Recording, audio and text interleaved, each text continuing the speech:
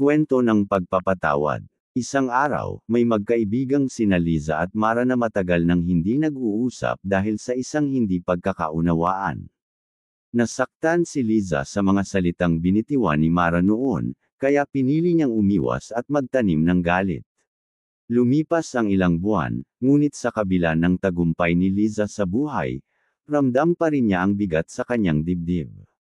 Isang gabi, napag-isipan ni Liza ang sinabi ng kanyang lola, ang pagpapatawad ay hindi binabago ang nakaraan, pero kaya nitong baguhin ang kinabukasan.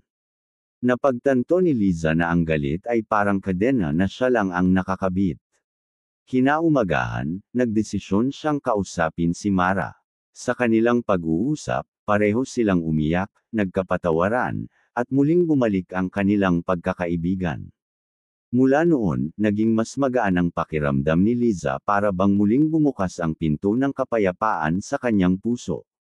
Aral. Ang pagpapatawad ay hindi binubura ang nakaraan, ngunit binibigyan tayo nito ng panibagong simula.